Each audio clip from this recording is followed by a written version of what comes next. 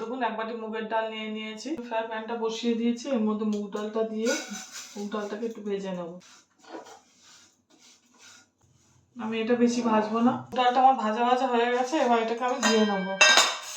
Pressure কুকারের মধ্যে ডালটা দিয়ে দেবো, সামান্য একটু নুন দিয়ে দেবো। দেখুন আমি একটু নারকেল নিয়ে নিয়েছি বলে আমি নারকেলটা কুড়িয়ে নিয়েছি, ওটা আমি এর মধ্যে দিয়ে দেবো। আমি গুড় দিয়ে দেবো।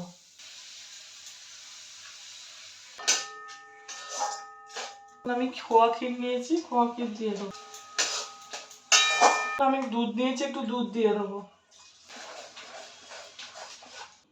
এখন ডালটা আমার সেদ্ধ হয়ে গেছে, গরম আছে, যার জন্য আমি এটাকে হাতা দিয়ে দিয়ে মেখে নেবো। অল্প একটু চালের গুঁড়ো দিয়ে দেবো। এখন এর মধ্যে আমি একটু ময়দা নিয়ে নিচ্ছি, একটু খাওয়া সোডা নিয়েছি, খাওয়া সোডা দিয়ে দিয়েছি, নুন দিয়ে দেবো। এবার এটাকে আমি আস্তে আস্তে মেখে নেবো। দেখুন এর মধ্যে আমি একটু তেল দিয়ে দেবো, গুড় দিয়ে দেবো।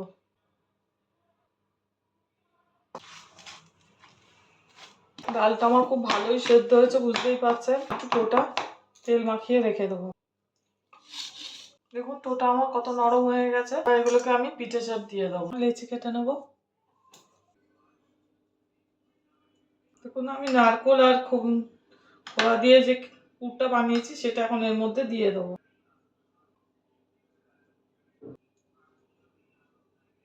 এই যে পুরিটা আরো একটা দেখিয়ে দিচ্ছি, দিয়ে দেখুন পুরটা দিয়ে দিয়েছি।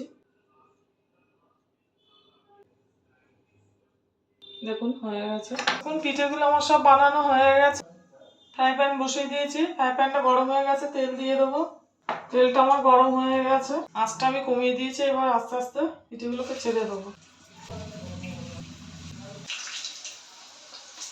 এখন পুলিগুলোকে সব লাল লাল করে ভেজে নিয়েছি, এবার এইগুলোকে আমি তুলে নেবো।